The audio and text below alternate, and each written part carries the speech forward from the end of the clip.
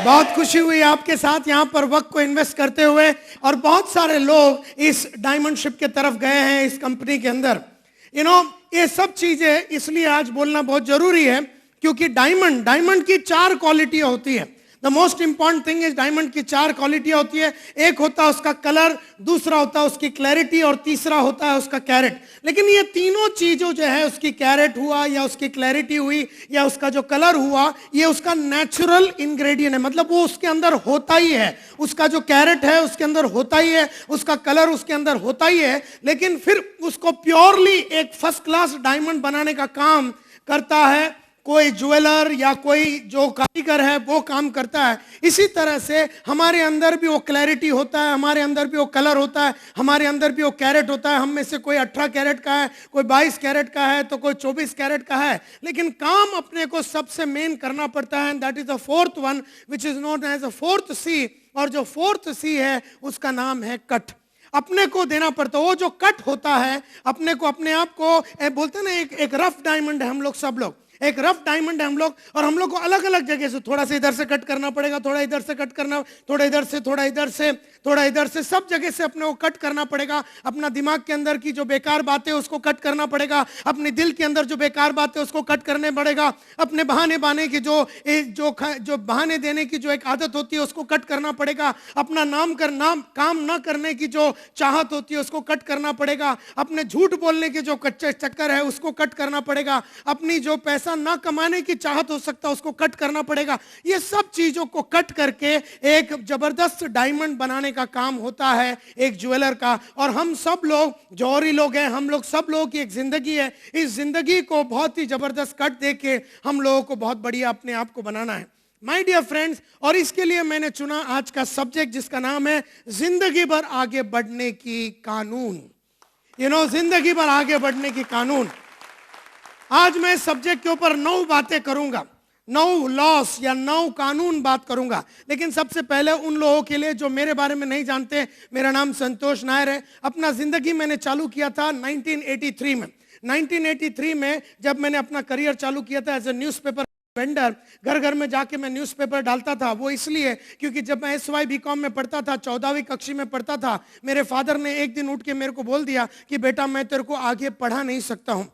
और जब उन्होंने कहा कि मैं तेरे को आगे पढ़ा नहीं सकता, उस जमाने में 18 महीने से महाराष्ट्र हाउसिंग बोर्ड को हमने भाड़ा नहीं दिया। उस जमाने में हमारी मदर का ट्रीटमेंट हुआ तो डॉक्टर को पैसा नहीं दिया, किराने वाले को पैसा नहीं दिया, दूध वाले को पैसा नहीं दिया। एक ऐसी भयंकर स्थिति थी कि खाने पीने के लाले थे वो 1983। और उस जमाने में एक दिन फादर ने उठ के मुझसे कहा कि मैं तुझे आगे पढ़ा नहीं सकता हूँ, तुझे आगे पढ़ना है तो तेरे ऊपर है। और मेरे सामने 2 ऑप्शन था, एक तो पढ़ाई छोड़ दूं या तो फिर मैं कुछ ऐसा काम करके अपने आप में कुछ परिवर्तन ला सकूं। लेकिन मैंने ये सोचा चलो बीकॉम तो खत्म करता हूं, इसलिए मैंने शुरू किया एक न्यूज़पेपर का धंधा। रोज सुबह मैं जाके न्यूज़पेपर डालता था, उसके बाद मैं कॉलेज में जाता था, दोपहर को मैं अकाउंटेंट की नौकरी करता था और रात को मैं ट्यूशन लेता था। इस तरह से 500-600 रुपया मैं कमाता था। और जब ये 500-600 रुपया मेरे फादर के हाथ में देता था, उनके लिए 5-6 लाख रुपए के बराबर था। उनकी आंखों में एक चमक नजर आती थी। मुझे ऐसा लगता था कि उनके लिए कुछ करना है। मेरे को उनकी आंखों में एक दर्द नजर आया कि ये आदमी कुछ करवाना चाहता है,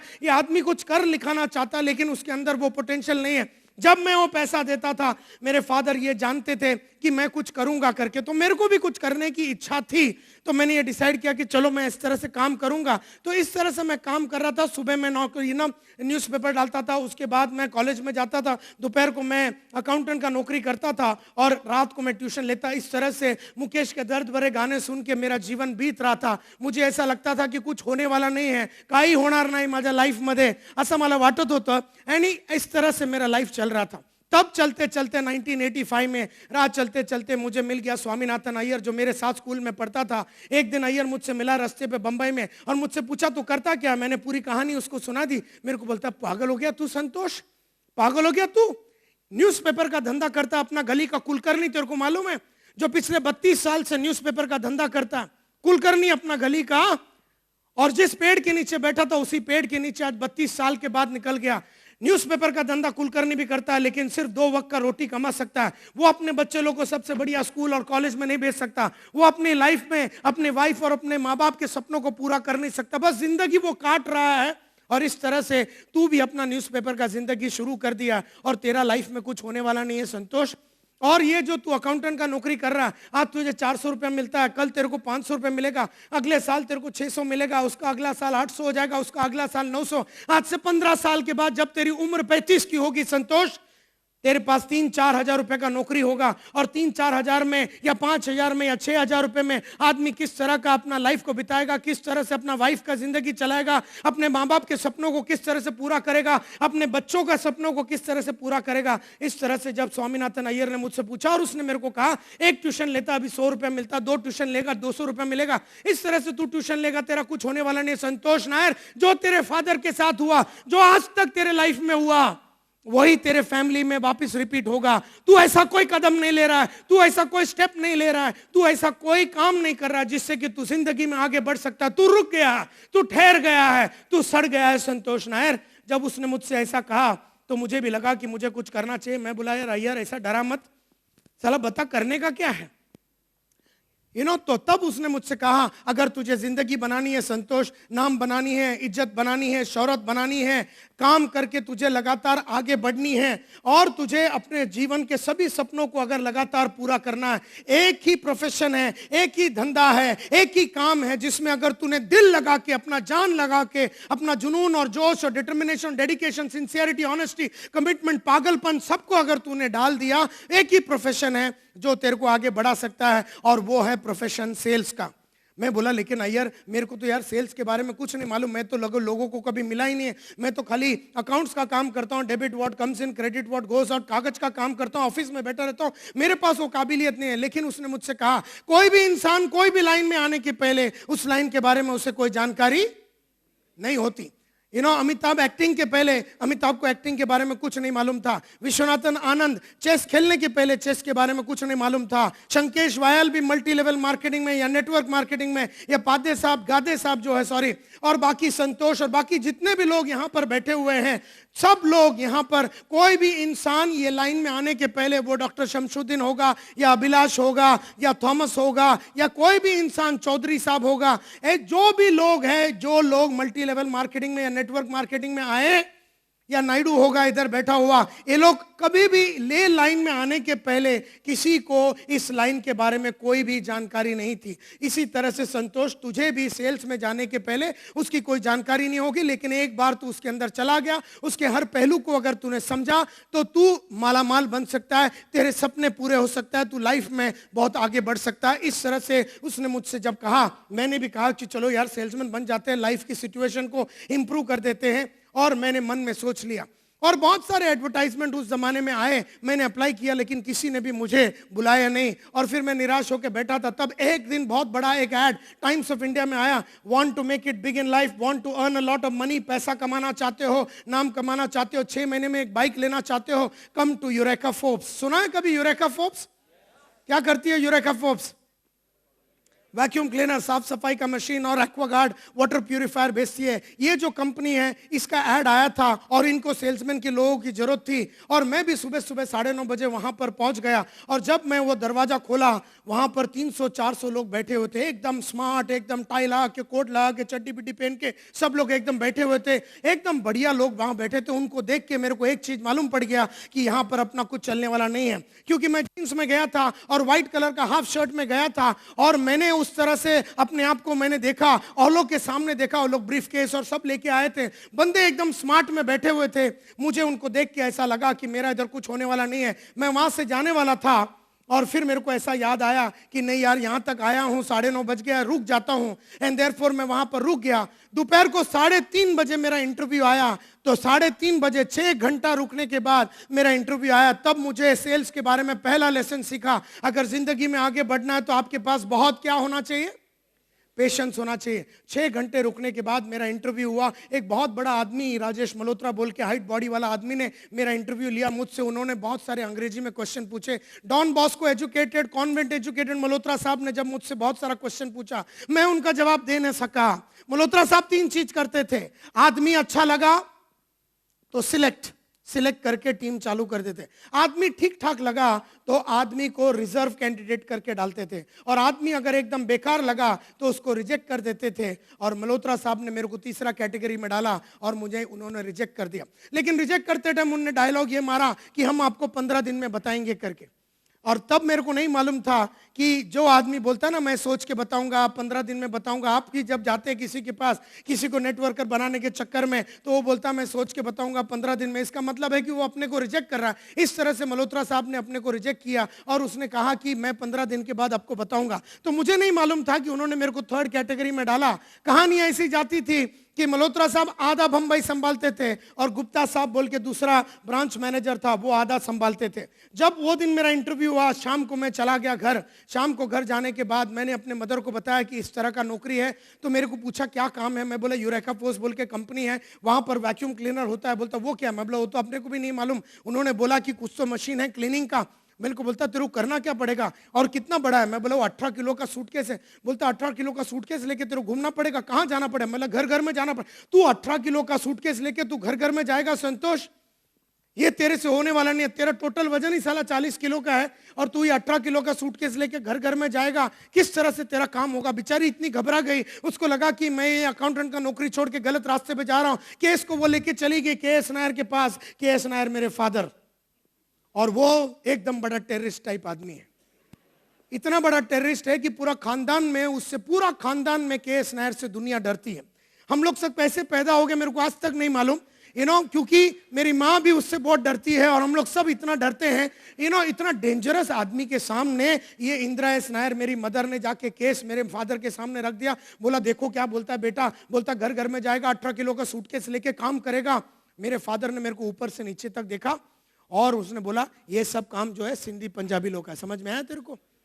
और ये सब काम हम जैसे मद्रासी लोग का नहीं है। हम लोग जो है बैंक में या इंश्योरेंस कंपनी में क्लरिकल काम करते हैं। मेरे को देख, मेरे को देख। उन्होंने कहा मुझे देख और मेरे माफत बन। मैं 1955 से एक कंपनी में काम कर रहा हूं, आज 1985 हो गया, 30 साल हो गया मेरे को एक ही कंपनी में काम करते हो। अभी 10 साल के बाद मेरा रिटायरमेंट है। देख यहां पर मैंने कितना मेहनत किया, मेरे को देख मेरे माफत बन। अभी इधर उधर उड़ी मारने की जरूरत नहीं, समझ में? हाँ, ऐसा बोल के मेरा पूरा सेल्स के करियर पे उन्होंने पूरा सुसु कर डाला और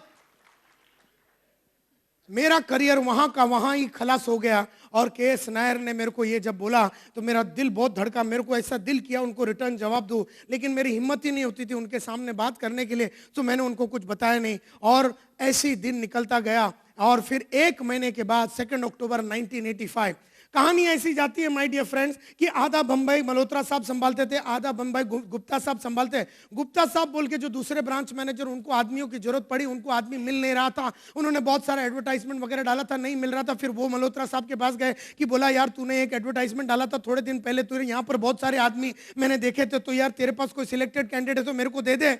मल्होत्रा साहब ने बोला मेरे पास जितने सिलेक्टेड कैंडिडेट है मैंने सबको ले लिया है और मैं तेरे को कोई दे नहीं सकता। बोलता अच्छा यार तेरे पास कोई रिजर्व कैंडिडेट तो होगा, जो पुराना रिजर्व कैंडिडेट है। बोलता नहीं यार ये टाइम मैंने रिजर्व को मैंने सिलेक्ट करके ले लिया तो मेरे पास रिजर्व कैंडिडेट भी नहीं है। तो उन्होंने कहा तेरे पास कोई रिजेक्ट माल तो होएगा? बोलता है ना 150-200 जन है, पूरा रिजेक्टेड माल है, एकदम साले एकदम बेकार लोग हैं, सब ले जा मेरे को, उन्होंने कहा। और उन्होंने पूरा वो जो बंडल था, चार्ट था, वो पूरा मल्होत्रा साहब ने गुप्ता साहब के हाथ में दे दिया। गुप्ता साहब ने उसमें से क्या काटम छाटी कौन सा चक्कर चलाया मेरे को आज तक नहीं मालूम। और उन्होंने उसमें से करीबन 15-20 आदमी लोगों को टेलीग्राम भेजा। 2 अक्टूबर 1985 गांधी जयंती के दिन दोपहर को 2 बजे मेरे पास एक टेलीग्राम आया। दरवाजे में घंटी बजा, मैंने खोला, मैंने देखा report for final interview Anil Kumar Gupta.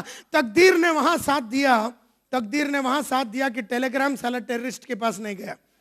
अगर टेलीग्राम अगर टेररिस्ट के पास जाता तो आज चीरा बाजार के किसी गली में मैं आज अकाउंटेंट का नौकरी करता हुआ नजर आता। तकदीर ने वहां पर साथ दिया, टेलीग्राम अपने हाथ में आया। अगला दिन सुबह 9:30 बजे मैं वहां पहुंच गया। गुप्ता साहब ने मुझसे पूछा तू करना क्या चाहेगा सर? मैंने कहा मेरे को सर एक ही चीज चाहिए, पैसा बनाने का है। आप मेरे को कोई भी लीगल रास्ता दिखाइए सर, आप मेरे को लीगल तरीका बताइए, मेरे को सिर्फ पैसा कमाना है। आप अगर बोलेंगे कि शाम को रोज सुबह 4 बजे अगर चन्नी रोड पे चड्डी डाल के खड़े रहने से आदमी को पैसा मिलता है, मैं वहां पर होलसेल में रोज सुबह खड़ा रहूंगा सर, वहीं पर मैं अपना बंगला ही बना डालूंगा या घर ही बना डालूंगा।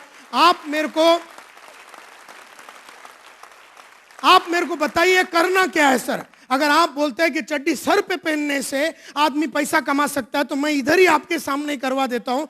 कहने का मतलब है कि यू जस्ट टेल मी, आप मेरे को बताइए, रास्ता बताइए सर, पैसा कमाने का, नाम कमाने का रास्ता बताइए। मैं उस रास्ते पे कसम भवानी की वहां जाऊंगा और वो सब करूंगा जो आपने मेरे को बताया। मैं अपना खोपड़ी नहीं लगाऊंगा, मैं अपना कोई भी दिमाग नहीं लगाऊंगा, मैं जैसा आप बोलते हैं वैसा करेंगे। और ये बात मेरे दिमाग में इतनी गहराई से बैठ गई कि अपने जो अपलाइन होता है, अपना जो बॉस होता है, उसको अपने से बहुत ज़्यादा तजुर्बा होगा, अपने को उससे मोहब्बत है या नहीं है, अपने को उससे लगाव है या नहीं है। लेकिन हर अपलाइन को, हर बॉस को अपने को रास्ता दिखाने के लिए उसके पास मसाला होता है, लेकिन अपने पास वो खुला मन और खुला दिल होना चाहिए वो सब एक्सेप्ट करने का। और मैंने गुप्ता साहब की बात को मान ली। मैंने बोला सर आप बताइए। उन्होंने कहा कि मैं 15 दिन के बाद एक बैच चालू कर रहा हूँ और एक बैच मैं कल सुबह चालू कर रहा हूँ, कौन सा तू ज्वाइन करे। मैं बोला सर 15 दिन के बाद मैं आता हूं, I will come after 15 days. तब उन्होंने एक बहुत पते की बात मेरे को कही।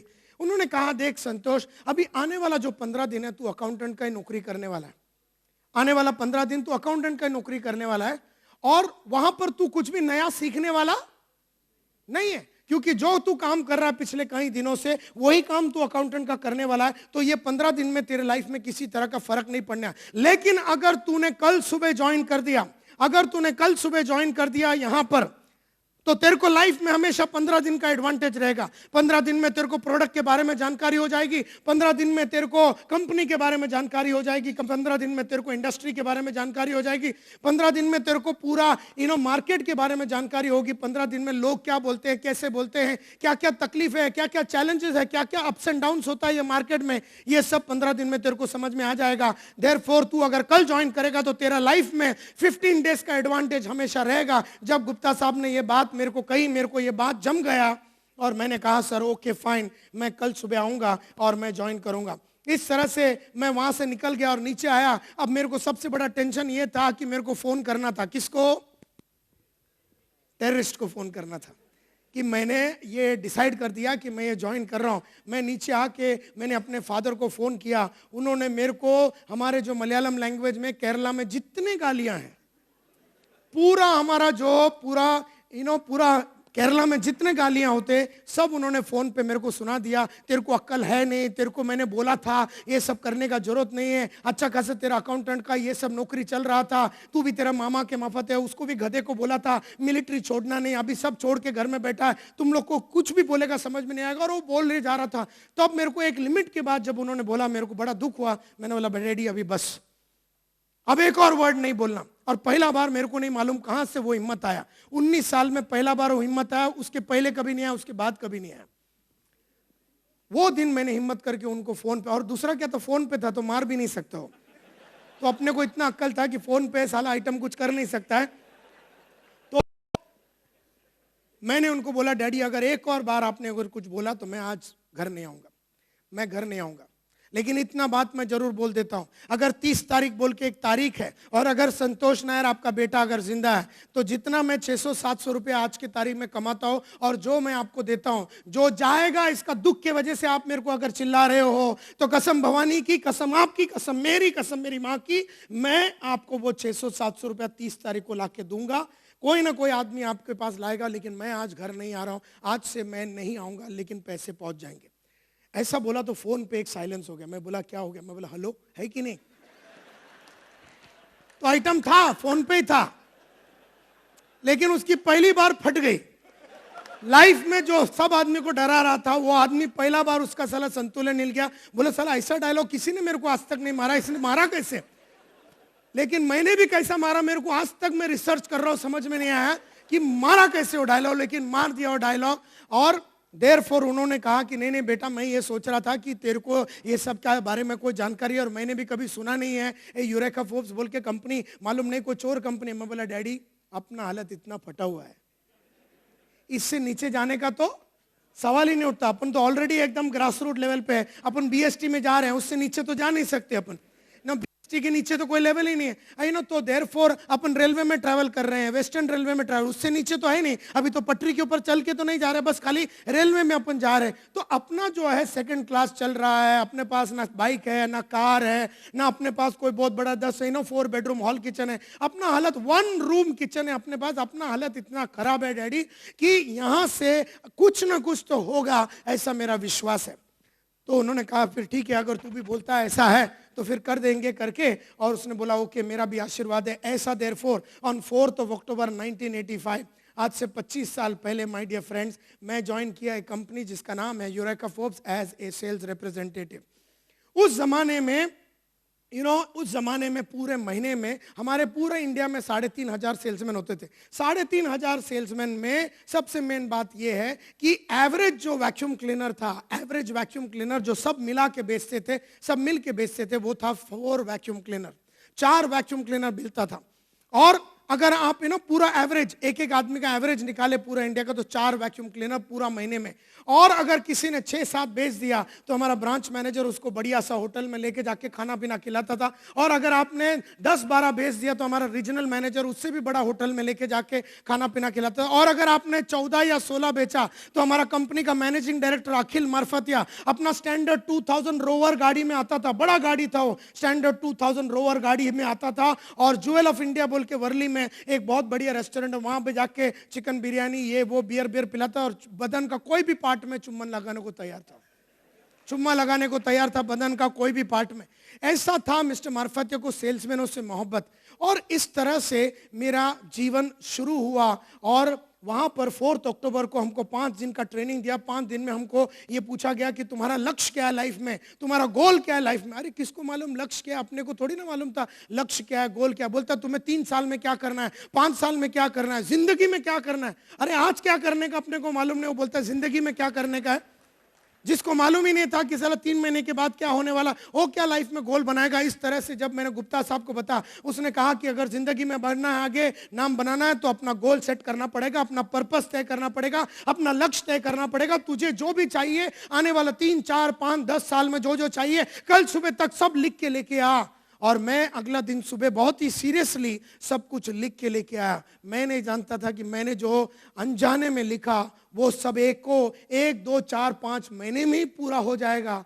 जब मैंने लक्ष्य लिखा, मैं नहीं जानता था, मैंने 8-10 साल का लिखा, लेकिन वो सब 8-9 महीने में ही पूरा हो गया। तब मेरे को ये समझ में आया कि आदमी अगर अपना लक्ष्य बना देता है, अपना गोल बना देता है और उसको लिख देता है, उसको ब्लैक एंड व्हाइट में अगर लिख देता है, तो आदमी लाइफ में लगातार आगे बढ़ सकता है। ये मेरे को तब ये ख्याल आया। खैर हमारा ट्रेनिंग हो गया, 5-6 दिन का बहुत बढ़िया ट्रेनिंग हुआ। उसमें 5 दिन का ट्रेनिंग के बाद हमको फील्ड में भेज दिया। 4-4:30 बजे का टाइम था। 10 अक्टूबर 1985, 10 अक्टूबर 1985 को 4:30 बजे हाथ में 18 किलो का सूटकेस दे दिया। और हम 14 लड़के लोग थे, सब रिजेक्टेड आइटम थे, और हम लोग सबको बोला अभी तुम लोग मार्केट में जाओ। मैं बोला सर किधर जाने का। बोलता फील्ड में जाने का। मैं बोला वो तो बराबर है, लेकिन चालू किधर से करने का। तो उन्होंने बहुत सोचा, सबको अलग अलग टेरिटरी दिया और मेरे को दे दिया ग्रैंड रोड ईस्ट। मैं बोला सर वो तो रेड लाइट एरिया है। तो बोलता उधर बहुत पोटेंशियल है। तो मेरे को भी लगा गुप्ता साहब उधर जाते रहेंगे, तो उनको मालूम था कि वहाँ का पोटेंशियल ज़्यादा है। उन्होंने बताया, बोलता बहुत ज़बरदस्त पोटेंशियल। मैं भी बोला यार बॉस लोग का बात तो मानना चाहिए। तो 4:30 बजे हाथ में 18 किलो का सूटकेस लेके, 25 साल पहले दिल में बहुत सारा उमंग और मन में बहुत सारे सपने लेके संतोष नायर ने अपना करियर चालू किया 4:30 एट ग्रैंड रोड ईस्ट। तब से लेके आज तक मैंने कभी मुड़ के नहीं देखा माय डियर फ्रेंड्स। मुझे याद है मेरा पहला सैलरी था 500 रुपीज़।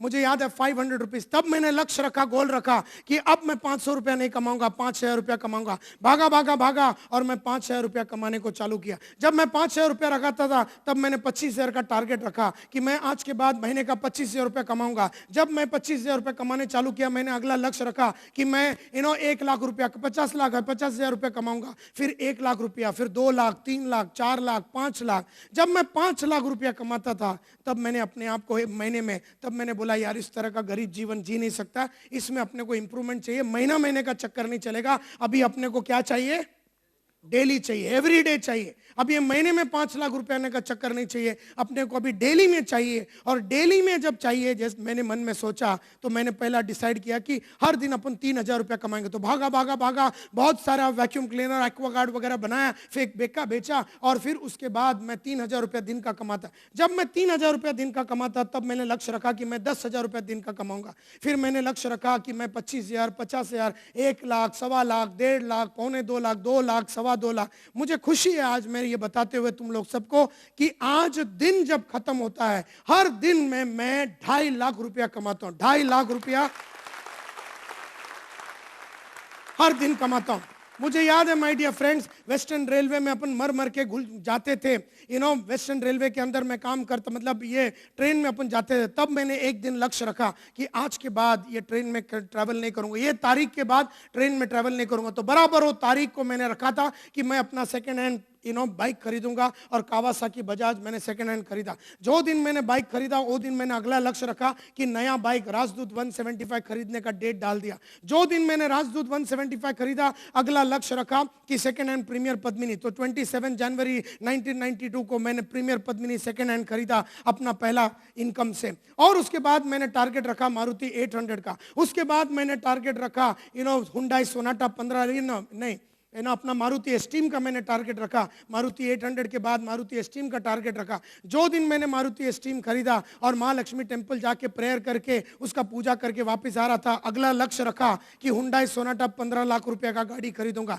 जो दिन मैंने हुंडई सोनाटा 15 लाख रुपए का गाड़ी खरीदा, वो दिन मैंने लक्ष्य रखा कि मेरा अगला गाड़ी होगा मर्सिडीज बेंज। एंड बराबर 29 सितंबर 2007 at 1:30 in the afternoon, जो डेट रखा था, जो टाइम रखा था, वो डेट और टाइम पे मैंने जाके 52 लाख रुपए का मर्सिडीज खरीदा। जो दिन मैंने 52 लाख रुपए का मर्सिडीज खरीदा, वो दिन मैंने लक्ष्य रखा कि मेरा अगला गाड़ी होगा 1 करोड़ वाला मर्सिडीज एस क्लास। और वो बराबर वो टारगेट जो डेट रखा है, वही टारगेट पे हम वो गाड़ी लेंगे। मुझे याद है माय डियर फ्रेंड्स कि मेरा पहला घड़ी था हेनरी सैंडोस एंड फिल्स। हेनरी सैंडोस एंड फिल्स 25 रुपए का घड़ी लिया था मेरे फादर ने। मेरे ख्याल से 25वां हैंड था, सेकंड हैंड भी नहीं था वो। और वो घड़ी मैं पहन के घूमता था। तब मैं यूरेका में डिसाइड किया कि अब मेरे को अपना स्टैंडर्ड ऑफ लिविंग को बढ़ाने का है। बिकॉज जैसे जैसे अपने को नए नए कस्टमर को मिलना है, वैसे वैसे अपना स्टैंडर्ड ऑफ लिविंग को बढ़ाना है। मैंने अपना स्टैंडर्ड ऑफ लिविंग को बढ़ाने के लिए मैंने बोला 500 रुपए का घड़ी खरीदूंगा। सिटीजन कॉर्ड्स खरीदा मैंने गोल्ड कलर का। उसके बाद मैंने 1,000 रुपए का टाइटन कॉर्ड्स क्लासिक खरीदा। फिर मैंने लक्ष्य रखा कि मैं 5,000 रुपए का घड़ी पहनूंगा। फिर मैंने लक्ष्य रखा कि मैं 10,000 का घड़ी पहनूंगा। फिर 22,000 रुपए का मैंने घड़ी खरीदा। उसके बाद 1 लाख रुपए का। अभी जो मेरे हाथ में आप घड़ी देख रहे हैं, वो 5 लाख रुपए का, 4,90,000 रुपीज का, 5 लाख रुपीज का ये रोलेक्स का घड़ी है, गोल्ड सोने का घड़ी है, उसमें डायमंड लगा हुआ है। And the most important thing इस तरह से, ये जो पेन में रखता था, मैं अपने जेब में पेन रखता था, 2 रुपए का शार्प का पेन रखता था। फिर मैंने बोला कि अब मुझे लाइफ में आगे बढ़ना है, तो 40 रुपए का विल्सन का पेन रखता था। फिर मैंने कहा कि मुझे आगे बढ़ना है, तब मैं 100 रुपए का पेन रखता था फ्लेयर का। तब उसके बाद मैंने बोला आगे बढ़ना है, तो 400 रुपए का शेफर का पेन रखता था। तब मैंने कहा कि मुझे आगे बढ़ना है, और मैं 1,000 रुपए का क्रॉस पेन रखता था सिल्वर का। फिर मैंने 2,000 रुपया का क्रॉस पेन रखा। अभी जो मेरे जेब में आप ये पेन देख रहे हैं, वो 50,000 रुपए का पेन है, 50,000 रुपीज का ये पेन है। कहने का मतलब ये है माय डियर फ्रेंड्स, मैं हर क्षेत्र में जब मेरे को लोगों के सामने बात करने को नहीं आता, तब मैंने लक्ष्य रखा कि एक दिन मैं ऐसे अपने आप को बनाऊंगा, ऐसा स्ट्रांग बनाऊंगा ताकि मैं अपना कम्युनिकेशन स्किल्स को बढ़ाऊंगा। मैंने अपना कम्युनिकेशन स्किल्स बढ़ाया, लीडरशिप स्किल बढ़ाया, मैनेजमेंट स्किल्स बढ़ाया, ऑर्गेनाइजेशनल स्किल बढ़ाया, हिंदी में बोलने की कलाकारी में इंप्रूवमेंट लाया, अंग्रेजी में बोलने की कलाकारी को इंप्रूवमेंट लाया, कपड़ों में परिवर्तन लाया, सोच में परिवर्तन लाया, घर में परिवर्तन लाया, गाड़ी में परिवर्तन लाया, पेन में परिवर्तन लाया। हर क्षेत्र में, जिंदगी के हर क्षेत्र में, वो पढ़ाई लिखाई हो या कपड़ा हो या घर जो है या जो भी चीज करता हूं, जिस होटल में मैं जाता हूं, जिस तरह का खाना पीना चाहता हूं, हर क्षेत्र में मैंने जिंदगी को आगे बढ़ाया। ये है मेरी कहानी। और देयरफॉर मैंने कहा कि आज हम बात करते हैं जिंदगी भर आगे बढ़ने की कानून। जिंदगी भर आगे बढ़ने की कानून। मैंने बहुत सारे लोगों को देखा है माय डियर फ्रेंड्स। कुछ लोग हैं जो थोड़ा टाइम तक सक्सेसफुल होते हैं, कुछ लोग हैं 1 साल 1.5 साल सक्सेसफुल होते हैं, और कुछ लोग हैं फिर 1.5 साल के बाद वो नीचे उतर जाते हैं। कुछ लोग एकदम हवा में आते हैं, 3-4 महीना एकदम जोर में रहते हैं, हर हर महादेव करेंगे मरेंगे वंदे मातरम करके। उसके बाद साले का 3 महीने में जूस निकल जाता है, उसका वारंटी गारंटी सब खत्म हो जाता है, वो दिखता ही नहीं, रडार में दिखता ही नहीं है। फिर मैंने ये देखा कि जिंदगी भर आगे बहुत कम लोग ही बढ़ते हैं, जिंदगी भर। इसको बोलते हैं लाइफ टाइम ग्रोथ। क्या बोलते हैं इसको? Life time. जोर से बोलिए, life time growth. Life time growth, life time growth जो है वो बहुत कम लोगों को ही मिलता है। लाइफ टाइम ग्रोथ के लिए इंटेलिजेंस की जरूरत है। लाइफ टाइम ग्रोथ के लिए, जिंदगी भर के ग्रोथ के लिए, जिंदगी भर आगे बढ़ने के लिए इंटेलिजेंस की जरूरत होती है। और बहुत सारे इंटेलिजेंट लोग थोड़े टाइम के बाद फेल होने चालू हो जाते हैं। बहुत सारे इंटेलिजेंट लोग थोड़े टाइम के बाद फेल होने चालू हो जाता है, क्योंकि थोड़े टाइम के बाद उनका एंथुजियाज्म खलास हो जाता है। थोड़े टाइम के बाद बढ़िया आइडियाज जो मार्केट से आ रहे हैं उसको लेने से वो घबराते हैं। थोड़े टाइम के बाद आराम उनको ज्यादा अच्छा लगता है। थोड़े टाइम के बाद वो लोग बहाने देने चालू करते हैं। थोड़े टाइम के बाद वो सब भूल जाते हैं जिन्होंने, जो चीज ने उनको यहां तक पहुंचाया। जिंदगी भर का ग्रोथ के लिए, लाइफ टाइम ग्रोथ के लिए इंटेलिजेंस तो चाहिए, लेकिन many intelligent people stop growing. Many intelligent people stop growing. वो स्टॉप कर देते हैं अपने ग्रोथ को थोड़े वक्त के बाद, बिकॉज वो नए आइडियाज को नहीं ले रहे हैं। उनका एंथुजियाज्म खलास होने चालू हो जाता है, उनके लाइफ में वो घबराने चालू हो जाते हैं। तो मैंने बहुत गहराई से ये लोगों को देखा है। चंद लोग हैं, और दूसरे साइड में कुछ ऐसे लोग हैं जो 20-20 साल से ग्रो हो रहे हैं, 25 साल से ग्रो हो रहे हैं, 30 साल से ग्रो हो रहे हैं, और लगातार वो लाइफ में आगे बढ़ रहे हैं। जब ये लोग, शंकेश और मेरे पास ये लोग सब आए, तो मैंने ये सब बातों को सोचा, तब मेरे को समझ में आया कि लाइफ टाइम ग्रोथ एक कॉन्सेप्ट है जो मैं आज आपके साथ शेयर करूं। जिंदगी भर अगर ग्रो होना है तो कुछ कानून है, कुछ लॉज है जो आपको निभाने पड़ेंगे। आपको अच्छा लगे या ना लगे, आपका मूड है या नहीं है, आपको ये करना पड़ेगा। तो चंद लोग जिनके लाइफ को मैंने स्टडी किया, कल भी मैं देख रहा था रात को करीबन 10:30 बजे मैं एनडीटीवी में नारायण मूर्ति को, अभी उसने कल के दिन मनमोहन सिंह ने उनका किताब को उतारा, मार्केट में उतारा करके, a better India, a new India करके एक किताब उन्होंने उतारा। ये आदमी पिछले 35-40 साल से लगातार ग्रो हो रहा है।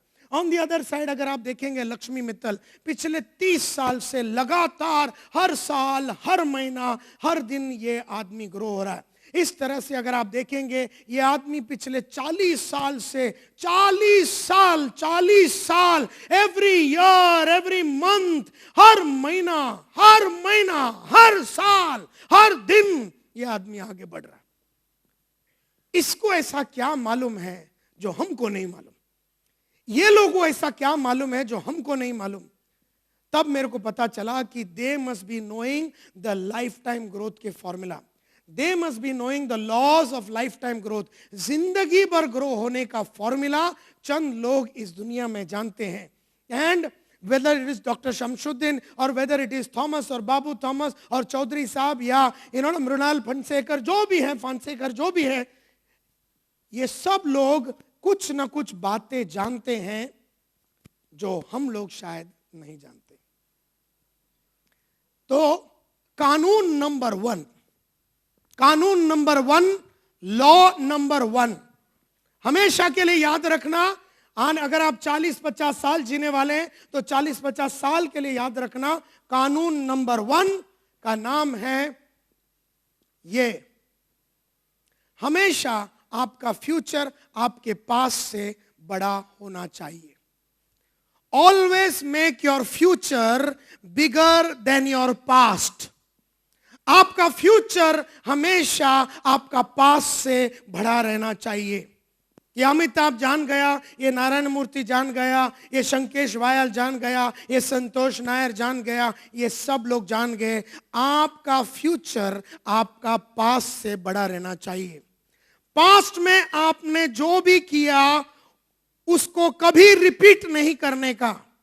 पास्ट में जो भी आपने किया उसको कभी रिपीट नहीं करने का, यानी कि पास्ट में अगर मैंने 50,000 रुपया कमाया तो कभी वापिस 50,000 नहीं कमाने का। ये कानून है, जिंदगी भर आगे बढ़ने का कानून है।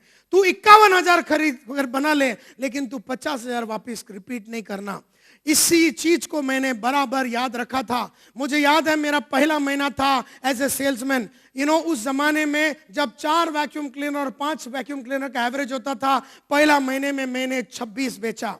तब मुझे याद है अनिल अंबो बोल के हमारा सेल्स मैनेजर होता था, उसने कहा लाइफ में संतोष कभी भी अपना पिछले महीने से ज्यादा 1 वैक्यूम क्लीनर तो बेचना, यानी अगर तूने 10 किया तो वापस कभी 10 नहीं करने का। 11 कर ले, 12 कर ले, 13 कर ले, लेकिन 10 वापस नहीं करना। यह बात ऐसा ठक करके मेरा दिमाग के अंदर बैठ गया। माय डियर फ्रेंड्स, पहला महीने में मैंने 26 वैक्यूम क्लीनर बेचा और मैं इंडिया का नंबर 1 हो गया। अगला महीने मैंने 26 के बाद मैंने 32 वैक्यूम क्लीनर बेचा, यानी मेरा पास से मेरा फ्यूचर जो है मेरा पास से बड़ा हो गया। जब मैं 32 बेचा, मैं मन में सोचा कुछ भी हो जावे साला 1 ज्यादा बेचेंगे। अगला महीना मैंने 33 बेचा, उसके बाद मैंने 34 बेचा, उसके बाद 36, 39, 41, 43। लेकिन जितना भी टाइम मैं सेल्समैन था, जितना भी महीना मैं सेल्समैन था, मैंने कभी अपना पास्ट को रिपीट नहीं किया। तो मेरे को उन्होंने बना दिया ग्रुप लीडर। 4 आदमी डाल दिया, ग्रुप लीडर बना दिया, और मैं as a group leader India का नंबर 1 बना। उसके बाद मेरे को उन्होंने सेल्स सुपरवाइजर बनाया विद 12 बॉयज अंडर मी, और 12 लड़के लोग के साथ मैं इंडिया का नंबर 1 सेल्स सुपरवाइजर बना। उसके बाद उन्होंने मेरे को ब्रांच मैनेजर बनाया और मेरे साथ में 29 लड़के डाल दिए और मैं इंडिया का नंबर 1 ब्रांच मैनेजर। पहला बार इंडिया के हिस्ट्री में यूरेका फोर्ब्स में 200 सेल का टारगेट मेरे ब्रांच ने तोड़ा था। जब मैं 200 सेल का टारगेट तोड़ा, तब मैंने बोला आता ये 200 कभी रिपीट नहीं करायचं। तब मैंने 300 का टारगेट रखा। पहला बार यूरेका में 300 सेल का टारगेट मेरे ब्रांच मैनेजरशिप में हुआ। पहला बार में 400 सेल का टारगेट मैंने तोड़ा था। पहला बार यूरेका फोर्ब्स में 500 सेल का टारगेट मैंने तोड़ा था। जितने भी टारगेट मैंने बनाए थे मैंने उसको तोड़ा, क्योंकि मेरा एक ही फॉर्मूला था, एक ही कानून था लाइफ का कि अपना पास्ट को कभी रिपीट नहीं करना। तो लोग मुझसे पूछते हैं तो नायर साहब पास्ट की कोई वैल्यू नहीं है, पास्ट की कोई औकात नहीं है, पास्ट का एक्सपीरियंस, पास्ट का नॉलेज, पास्ट का परफॉर्मेंस का कोई वैल्यू नहीं है। उसकी औकात है। आपकी पास्ट की औकात है। उसकी औकात यह है कि उसको रिपीट ना किया जाए। उसकी औकात यह है कि उसको रिपीट न किया जाए। यानी पास्ट में अगर 50,000 रुपया कमाया तो उस पास्ट की औकात सिर्फ उतनी है कि उसको कभी रिपीट नहीं करना, उसके ऊपर चढ़ना चाहिए आदमी को जिंदगी में। Therefore this is the law number 1, always make your future bigger than your past. ये लाइफ टाइम ग्रोथ की बात कर रहा हूं, 1 टाइम ग्रोथ की बात नहीं कर रहा हूं, सम टाइम ग्रोथ की बात नहीं कर रहा हूं। कभी कभी ग्रो होना है, पूरे साल में 2 महीना पगार कमाना है, अच्छा इनकम कमाना है, जिंदगी में कभी कभी ऊपर जाना है, ऐसा लाइफ टाइम ग्रोथ की बात कर रहा हूं। 1 टाइम ग्रोथ नहीं, सम टाइम ग्रोथ नहीं, कभी कभी ग्रो होने वाली बात नहीं। जिंदगी भर अगर ग्रो होना है तो आपका फ्यूचर आपका पास्ट से हमेशा बड़ा होना चाहिए। देयरफॉर पास्ट में आपने किस तरह का कपड़े पहने, 400 रुपए का पहना, साला वापिस 400 का खरीदने का नहीं, 450 का ले, 500 का ले, लेकिन 400 का वापिस रिपीट नहीं करने का। इसी तरह से अगर आप 2 बेडरूम में रहते हैं तो फ्यूचर में 3 बेडरूम होना चाहिए। और अगर आज अगर तू 3 बेडरूम में रहता है, यानी कि वो तेरा पास्ट ऑलरेडी हो चुका है, अब तुझे उस 2-3 बेडरूम में रहने का कोई अधिकार नहीं है। Always make your future bigger than your past. हमेशा अपना फ्यूचर को पास्ट से बड़ा बनाइए। वो आपका पेन हो सकता है, वो आपका घर हो सकता है, वो कपड़ा हो सकता है, वो गाड़ी हो सकता है, वो नॉलेज हो सकता है। पास्ट का नॉलेज को भी रिपीट नहीं करने का, हमेशा फ्यूचर में भी knowledge must be bigger than the past. बहुत सारे लोग ग्रो होना चाहते हैं, लेकिन आज के तारीख में उसका नॉलेज पास्ट का नॉलेज है, नया उसके पास कोई मसाला नहीं है। And therefore always make your future bigger than the past. हमेशा पास्ट से ज्यादा आपका सब चीज होना चाहिए, हर क्षेत्र में। पास्ट में आपने किस तरह से मीटिंग लिया, वैसा मीटिंग रिपीट ही नहीं करने का। नया फ्लेवर लाने का मीटिंग में, नया तरीके से बिठा देने का। लोग ऐसे बैठे तो उल्टा बिठाओ, कुछ भी करो साला, लेकिन नया कुछ करो। पास्ट को रिपीट नहीं करने का। एंड देयरफॉर पास्ट को जो लीडर लोग रिपीट करते हैं, जो भी लीडर पास्ट को रिपीट करता है, उसको पास्ट का ही रिजल्ट वापस मिलता है। और थोड़े टाइम के बाद अगर पास्ट को ही रिपीट करेगा, जो रिजल्ट एक जमाने में मिला था, वो रिजल्ट भी मिलना बंद हो जाता है। यानी सेम चीज करने से सेम रिजल्ट भी नहीं आएगा। आपने कुछ किया तो आपने 2 लाख रुपया कमाया, लेकिन उसी चीज को बार बार रिपीट करोगे तो सीधा 2 लाख 1.5 लाख हो जाएगा। उसी को फिर रिपीट करोगे तो वो सीधा 1.25 लाख हो जाएगा। उसी को रिपीट करोगे वो लाख रुपया हो जाएगा। उसी को रिपीट करोगे वो साला सीधा 50,000 रुपया आएगा। ये लाइफ टाइम ग्रोथ की बात कर रहा हूं, वन टाइम ग्रोथ की बात नहीं कर रहा हूं। कभी कभी ग्रो होने वाली बात नहीं है। Therefore, हर चीज में ये चीज तुम्हें ये कानून याद रखना है। सो व्हाट्स द फर्स्ट कानून? जोर से बोलेंगे। जब मैं 1 2 3 4 बोलूंगा तब आपको बोलना है, हमेशा आपका फ्यूचर आपके पास से बड़ा होना चाहिए। Are you ready? 1 2 3 4।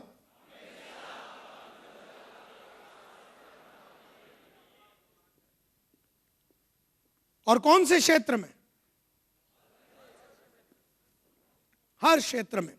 And that is why, वो फोटो देखो राइट हैंड साइड में, उसको ऑस्कर उसके लिए मिला। उसका नाम है AR रहमान। उसका म्यूजिक हमेशा पास से बढ़िया रहा है, हमेशा पास से बढ़िया रहा है। वो कभी रिपीट नहीं करता,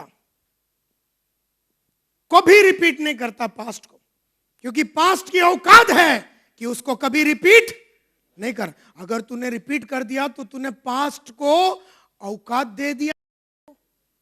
अगर तूने पास्ट को रिपीट कर दिया तो तूने पास्ट को मान दे दिया, सम्मान दे दिया, इज्जत दे दी, शोहरत दे दी।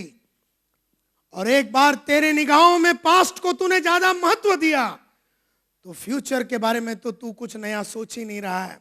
एंड देयरफॉर ये कानून है लाइफ का, कभी भी अपना पास्ट को रिपीट ना करना। अगर जिंदगी में लाइफ टाइम ग्रोथ चाहिए, देखिए जबरदस्ती कोई बात नहीं। अगर आपने पास्ट को रिपीट किया तो हम में से बहुत सारे लोग करते ही हैं, उससे कुछ नहीं होता है। उससे लाइफ में किसी तरह का ग्रोथ नहीं होगा, उसमें लाइफ में किसी तरह का अचीवमेंट नहीं होगा। दूसरे सब आगे बढ़ जाएंगे, अपने दोस्त आगे बढ़ जाएंगे, अपने कलीग्स आगे बढ़ जाएंगे, अपने मामा चाचा लोग आगे बढ़ जाएंगे, लेकिन हम लोग पीछे रह जाएंगे, इसलिए क्योंकि हमने पास्ट को रिपीट किया। तो दैट्स द फर्स्ट थिंग जो मैं आपसे कहना चाहता हूं। किशोर बियानी जो आज के तारीख में पैंतलून चलाता है या बिग बाजार, देखिए एक पास्ट में उसके पास क्या था और आज, और लगातार वो बिग बाजार के नंबर्स को बढ़ा रहा है। तो आप जिस तरह से नेटवर्क को बढ़ा रहे हैं, जिस तरह से ये सब काम कर रहे हैं, वो भी इस तरह से काम आगे बढ़ा रहा है। ये आदमी ने भी यही किया। और अगर आप देखेंगे ब्रिजमोहन मुंजल, 83 बरस का ये आदमी है। ब्रिजमोहन मुंजल जो चेयरमैन है हीरो होंडा ग्रुप का।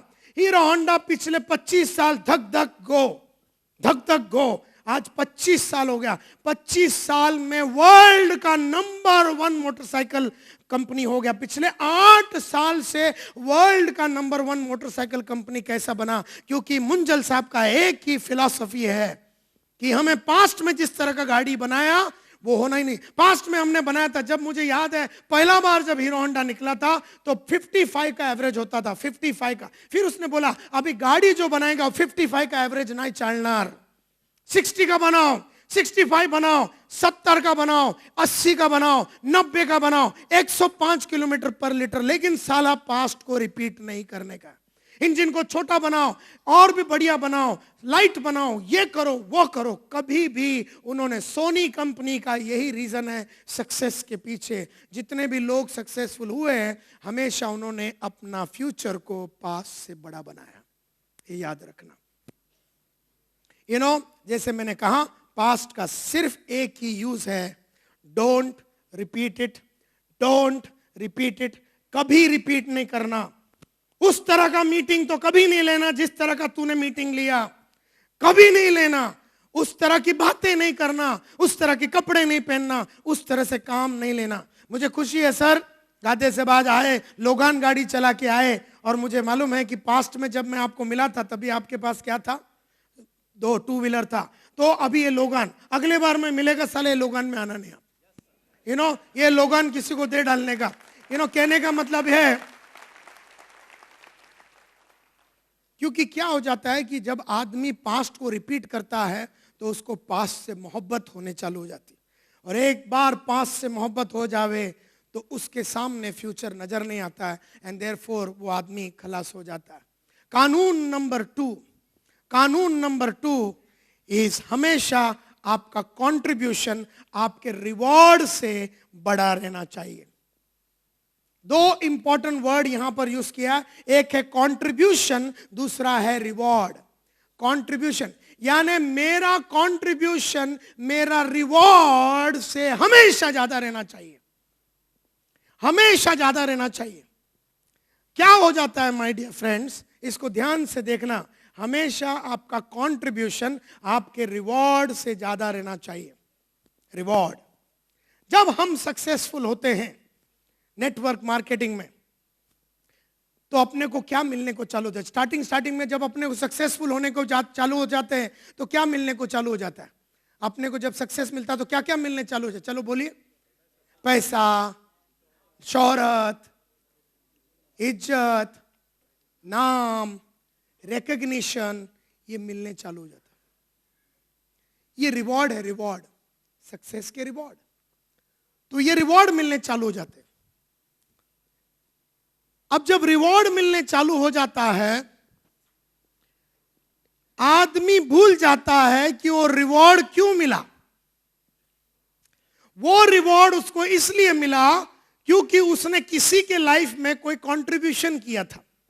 कंट्रीब्यूशन का मतलब है किसी एक आदमी के लाइफ में कुछ डेंजर था, मतलब उसके पास कुछ कमाई नहीं था और उसका लाइफ में ऐसा हालत था कि उसको ईएमआई भरने के लाले पड़ गए थे, उसको ईएमआई भरने के लाले पड़ गए थे, उसका हालत बहुत ही खराब था, और तुम उसको अपना नेटवर्क में लिया और तुमने उसके लाइफ में जो डेंजर है, जो लाइफ के जो चैलेंज थे, उस डेंजर से, उस चैलेंज से उसको बाहर निकाला।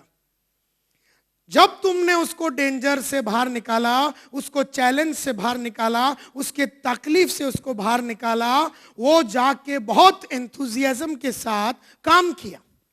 उसने काम किया, तूने उसका तकलीफ निकाला, उसने काम किया, उसने पैसा आरएमपी को लाके दिया, आरएमपी को पैसा उसने लाके दिया, तो तेरे को मिला रिवॉर्ड, तेरे को मिला रिवॉर्ड। लेकिन थोड़ा टाइम के बाद जब रिवॉर्ड आने को चालू हो गया तो हम भूल गए कि यह कंट्रीब्यूशन के लिए मिला था। Are you clear? ये किसी का लाइफ में अपने कंट्रीब्यूशन किया था, बोल के रिवॉर्ड आया, बाद में साला अपना कंट्रीब्यूशन भूल जाता है, अपने को रिवॉर्ड से मोहब्बत हो जाता है, और अपन फिर एकदम बुक्कड़ लोग के माफत करके रिवॉर्ड के पीछे लग जाते हैं। फिर अपने को 1 लाख मिला तो अपने को और तलब लग गया कि आता आयला आपल्याला 2 लाख पाहिजे, और वो फिर 2 लाख के पीछे लग जाता है, 3 लाख के पीछे। अरे पागल, वो 1 लाख आया था, तूने किसी के लाइफ को सुधारा बोल के। अब अगर तेरे को 2 लाख चाहिए तो तेरे को और 5 आदमी के लाइफ में डेंजर निकालना पड़ेगा। तो हर आदमी के लाइफ में 3 चीज होता है, DOS बोलता हूं मैं उसको। क्या बोलता हूं? DOS। D for danger, D for danger, O for opportunity, S for strength. अगर मैं किसी भी आदमी के लाइफ में उतरूं तो उसके लाइफ में डेंजर है। डेंजर बोले तो उसको डेंजर है, कमाई का डेंजर है, उसका नौकरी जाने का डेंजर है, उसके लाइफ में अगर उसने पढ़ाई नहीं किया तो पीछे रह जाएगा, ये डेंजर है। अगर उसने चैलेंजेस नहीं लिया तो बैठ जाएगा लाइफ में, ये डेंजर है। मरने का डेंजर है। अगर एक ही जगह पे रह जाएगा, एक ही घर में रह जाएगा तो डीमोटिवेट होने का डेंजर है। अगर उसने लाइफ की अच्छी अच्छी चीजों को नहीं हासिल किया तो रुक जाने का डेंजर है। अगर उसने पैसा नहीं कमाया तो उसके बच्चे बढ़िया स्कूल में नहीं जाएंगे, बढ़िया कॉलेज में नहीं जाएंगे, बढ़िया इंस्टीट्यूशन में नहीं जाएंगे, ये डेंजर है। ये डेंजर है ना, तू उसको डेंजर से बाहर निकाल। और तूने निकाला था, स्टार्टिंग में तूने निकाला था, बाद में क्या हो गया, रिवॉर्ड मिल गया। रिवॉर्ड आ गया तो तेरी नजरें टोटल किस पे फिट हो गया? किस पे फिट हो गया? रिवॉर्ड पे फिट हो गया। लेकिन रिवॉर्ड क्यों आई थी? काय के लिए आई थी? जोर से बोलिए। कंट्रीब्यूशन के लिए आई थी। आपने किसी के लाइफ में बदलाव लाया। कोई कमा नहीं रहा था, उसको कमाने के रास्ते, जो एकदम फंसा हुआ था एकदम लोन में, चला उसका घर नीलाम होने का टाइम आ गया, उसको तूने उठाया, आरएमपी में डाला, उसको तूने पैसा, मतलब उसका जो डेंजर था, उसका जो डिफिकल्टी था, उसका जो चैलेंज था, उससे तूने उसको बाहर निकाला, तेरे को रिटर्न में मिल गया रिवॉर्ड। लेकिन लाइफ टाइम ग्रोथ वाले ये बात हमेशा याद रखते हैं कि मेरे को रिवॉर्ड कंट्रीब्यूशन के लिए मिला था, मेरे को रिवॉर्ड कंट्रीब्यूशन के लिए मिला था, मेरे को रिवॉर्ड कंट्रीब्यूशन के लिए मिला था, मेरे को रिवॉर्ड कंट्रीब्यूशन के लिए मिला था, मेरे को रिवॉर्ड कंट्रीब्यूशन के लिए मिला था, मेरे को रिवॉर्ड कंट्रीब्यूशन के लिए मिला था, मेरे को रिवॉर्ड कंट्रीब्यूशन के लिए मिला था, मेरे को रिवॉर्ड कंट्रीब्यूशन के लिए मिला था, मेरे को रिवॉर्ड करके नहीं मिला था, कंट्रीब्यूशन के लिए मिला था। कंट्रीब्यूशन यानी कि किसी के लाइफ का डेंजर को बाहर निकालो। और डी, ओ फॉर अपॉर्चुनिटी। उसके लाइफ में कुछ अपॉर्चुनिटीज है। हर इंसान के लाइफ में कुछ अपॉर्चुनिटी, जैसे आपके साथ काम करने वाला, पोस्ट ऑफिस में काम करने वाला अगर आपके साथ जुड़ जाता है तो उसके सामने एक अपॉर्चुनिटी है उसका इनकम को 10 गुना बढ़ाने का। तो आपने उसके सामने वो अपॉर्चुनिटी को रखा, उस अपॉर्चुनिटी तक उसको पहुंचाया, उस डेंजर से आपने उसको निकाला और उसकी कुछ स्ट्रेंथ्स है, उसकी सामान्य स्ट्रेंथ्स थी, उस स्ट्रेंथ्स को बढ़ाया। कि वो पोस्ट ऑफिस में काम करने वाला आदमी का कुछ स्ट्रेंथ था। क्या स्ट्रेंथ था? कि वो एरिया का सब आदमी लोगों को जानता था, तो इसका स्ट्रेंथ था। और तुमने उस एरिया के सब आदमी लोग को वो जानता था, वो सभी जानने वाले इंसान के पास जाके एक नया तरीके से बात करके आरएमपी के माध्यम से उसमें वो प्रोत्साहन तुमने पैदा किया। उसने वो सभी इंसान को पहले जाके वो गांव में या जिधर भी मिलता था उधर खाली लेटर देता था या जो भी करता था, लेकिन अभी उसने जाके अलग डायलॉग मारने चालू किया। आरएमपी के माध्यम से उसको मिला पैसा, तो तुमने उसका स्ट्रेंथ को बढ़ाया। तो DOS, या तो तुमने उसका डेंजर से उसको बाहर निकाला, या उसके सामने जो अपॉर्चुनिटीज था उसको मैक्सिमाइज कराया, या उसका जो स्ट्रेंथ था उसको बढ़ाया। ये तीनों जब हम करते हैं, कहते हैं हमने किसी के लाइफ में कंट्रीब्यूट किया। जब भी हम किसी के लाइफ में इस तरह से कंट्रीब्यूट करते हैं तब रिवॉर्ड आने चालू हो जाता है। लेकिन बहुत सारे लोग जब रिवॉर्ड आ जाता है, रिकॉग्निशन मिलता है, नाम मिलता है, शौहरत मिलता है, इज्जत मिलता है, साला लोगान चलाया, फिर थोड़ा बड़ा घर हो गया तो भूल गया कि ये लोगान साला आया कैसे। ये लोगान आया क्योंकि तूने और 10 जन को लोगान खरीदने का रास्ता दिखाया और उनके चड्डी में बम लगा के उनसे लोगान खरीदवाया तूने, तब जाके तेरा लोगान आया। तब जाके तेरा जब आ गया तो तूने वो जो कंट्रीब्यूशन किया वो भूलने चालू हो गया। लाइफ टाइम ग्रोथ वाले जो है, जिंदगी भर जो ग्रो होते हैं, वो इस बात को कभी भूलते नहीं हैं कि मेरे को रिवॉर्ड मिला है कंट्रीब्यूशन के लिए, यानी आगे अगर मेरे को बड़ा और रिवॉर्ड चाहिए तो मेरे को मेरा कंट्रीब्यूशन को और भी बढ़ाना पड़ेगा। ये साला कभी भूलने का नहीं। और ये बहुत सारे आरएमपी के लोग होलसेल में भूल गए और भूल रहे हैं। 2 रुपया क्या कमाया साले की, साला मैं तो सांप बन गया, सांप बन गया। और फिर उसने बड़ा गाड़ी ले लिया। वही आदमी लोगों को मैंने देखा है यही कंपनी में गाड़ी को बेचते हुए।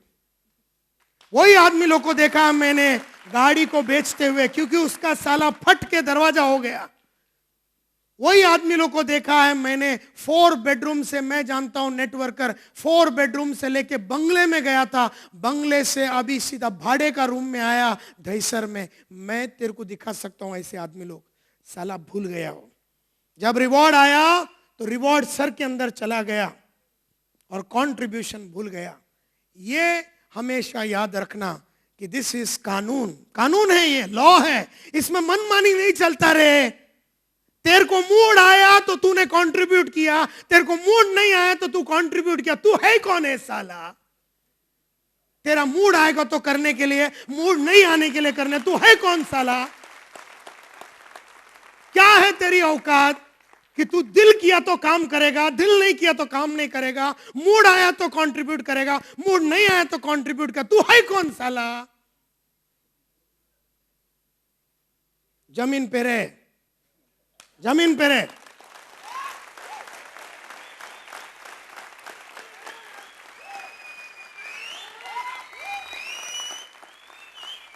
एक साला इंच भी उठा रिवॉर्ड बंद हो जाएगा। एक साला जमीन से उठने का नहीं, साला जिधर से आया भूलने का नहीं। 1 इंच उठा ऊपर, जैसी तू साला फुदकने चालू किया वैसे रिवॉर्ड बंद हो जाएंगे, याद रख।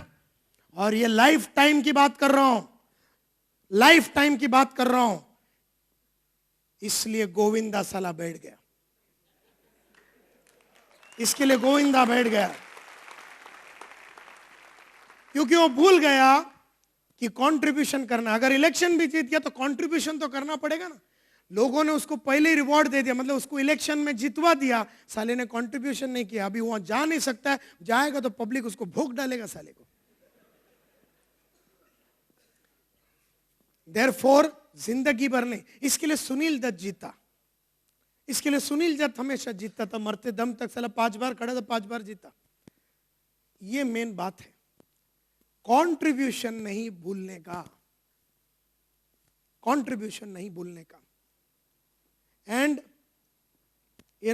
ये देखिए अब्दुल कलाम, ये अभी प्रेसिडेंट था, उसके बाद अभी कितना कॉलेज में जाके यूथ के साथ क्या भयंकर काम कर, लेकिन 70 बरस की उम्र में ये बहुत बड़े पैमाने में कंट्रीब्यूट कर रहा है, क्योंकि इसको लाइफ टाइम ग्रोथ का समझ में आया, जिंदगी भर ग्रो होने का है ये समझ में आया। और जो जिंदगी भर ग्रो होते हैं वो जवान रहते हैं, और इसके लिए ये लगातार ग्रो हो रहा है। बिल गेट्स का भी यही है, देखो किस तरह का कंट्रीब्यूशन चालू है।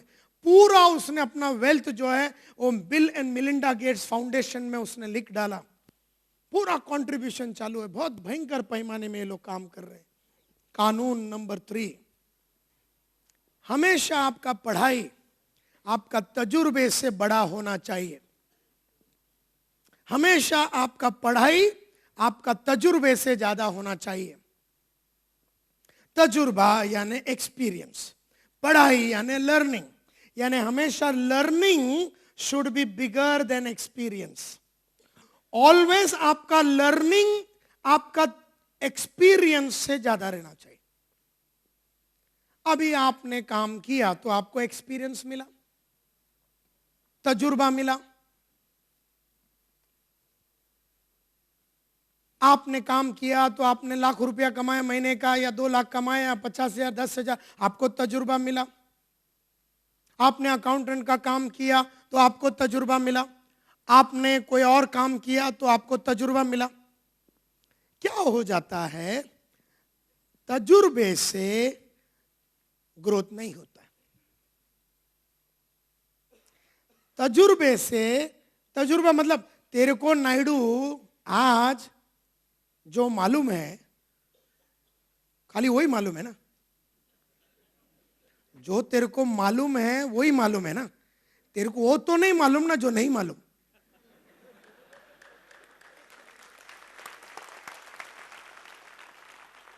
तेरे को खाली वही मालूम है जो तेरे को मालूम है, जो तेरा तजुर्बा है।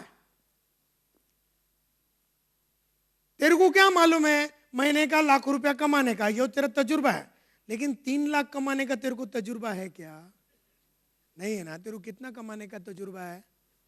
1 लाख ना, बराबर। तो तेरे को लाख का तजुर्बा है, तू कैसा सोचा ये तजुर्बे से 3 लाख मिलेगा?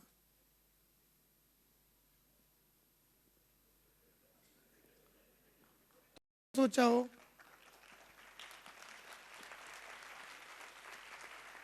कैसा सोचा तू? तेरे को लाख ही मिलेगा, तेरे को 3 लाख नहीं मिलेगा। क्योंकि तेरे को कितने का तजुर्बा है? लाख का ही तजुर्बा है। ये बात जो जिंदगी भर ग्रो होते हैं, जो लाइफ टाइम ग्रो होते हैं, उनको एक चीज मालूम है कि तजुर्बा अच्छा चीज है, इंपॉर्टेंट चीज है, लेकिन वो तजुर्बे से मैं जिंदगी का अगला लेवल पे नहीं जा सकता। वो पैसा हो सकता है।